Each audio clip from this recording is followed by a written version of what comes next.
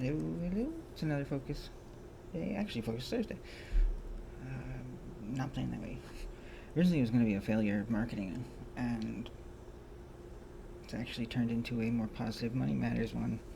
It's the top 5 arcades of all time, based on quarters and I guess yen, in this case, consumed, and on country of origin organization.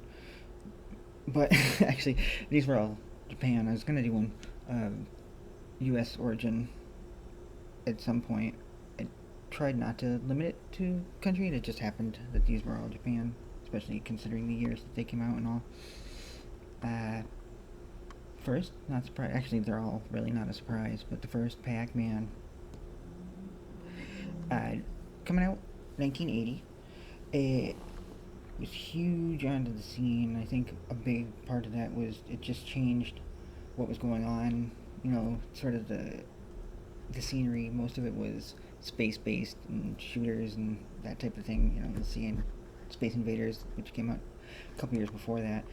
I think that lent itself to the success with that.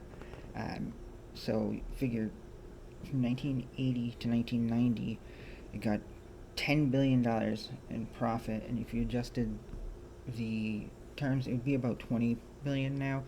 And in that same time period, it sold about 1.4 billion cabinets, and obviously those are still in circulation and reproductions and all. But just in that 10 year period, it sold 1.4 million cabinets and $10 billion in profit. This is some interesting. It actually got its name. Toru Iwatani at Namco was trying to think of a new name and a new hero, and just happened to, like everything in Pac-Man, there's some food related. He was staring down, having a pizza, and the slice had been gone, and the slice taken out made the character Pac-Man.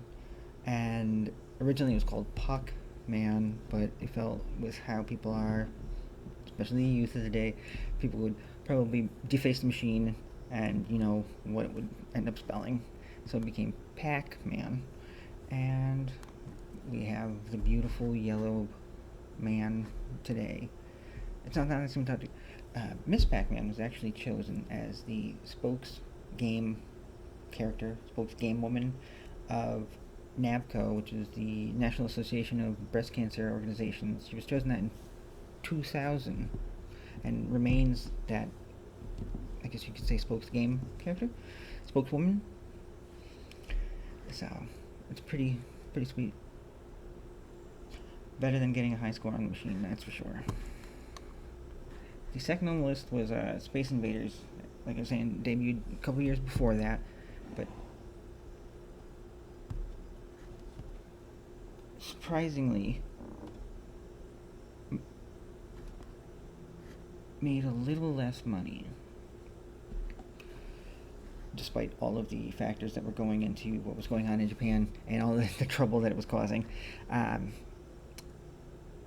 It sold about 757,000 cabinets between 1978 and 1982, and estimated upward of 22 to 30 billion dollars adjusted.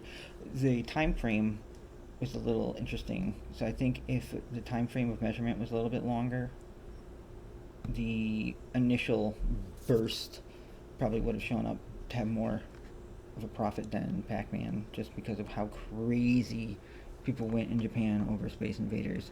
It got to the point that it was so popular that there was a shortage of the 100 yen coin in Japan, and there had to be a massive overhauling and mass production of that coin, even to the point of there were kids that were robbing grocery stores and robbing their parents just so they could have money to play Space Invaders.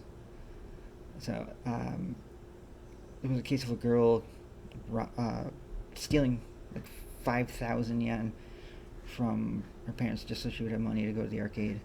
And it wasn't a solo thing. This was a big problem around like the late 70s of just kids going crazy for Space Invaders. And then we have one of my favorite arcade and arguably a huge moment in arcade history, Street Fighter 2 and Street Fighter 2 Championship Edition. It was 91. From 91 to 94, it ranked $8.5 billion and sold approximately 225,000 machines. That's also factoring in the upgrades with Championship Edition, selling between 91 and 92. It started the whole movement of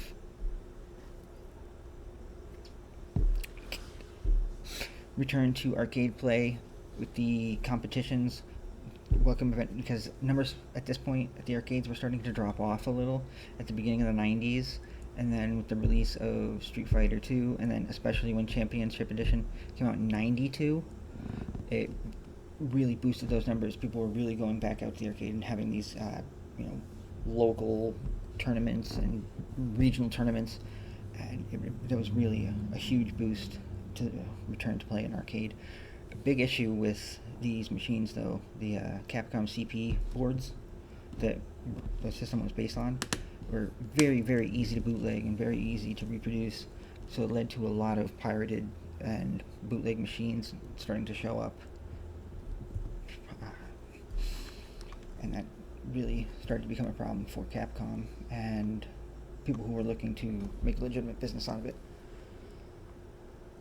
Number 4 is Donkey Kong. Everybody knows that guy, and people probably especially recognize him because of Mario's first appearance with Donkey Kong, where he was actually a carpenter before he became a plumber.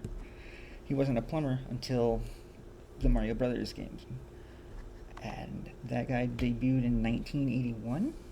From 81 to 82, made a respectable $4.4 billion, and adjusted for these, it'd be about $7.8 billion. Pretty sweet, considering it was only recorded for about a year and a half. It sold just under 219,000 cabinets, but don't have an exact number for the mini cabinets that they had, the mini Colecos, because it wasn't just a Donkey Kong sole cabinet. It was sort of like a multi-title cabinet, and Donkey Kong was included with those titles, so it'd definitely be more than the 218,000 that were recorded just as solely Donkey Kong ones. So it's easily a lot more than that, just because of that sort of technicality.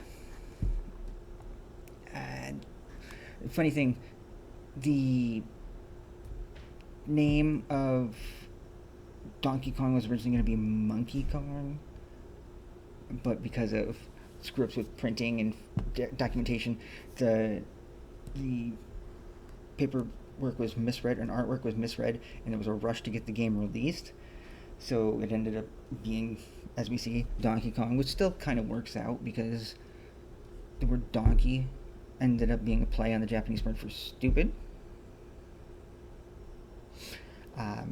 So it kind of works still.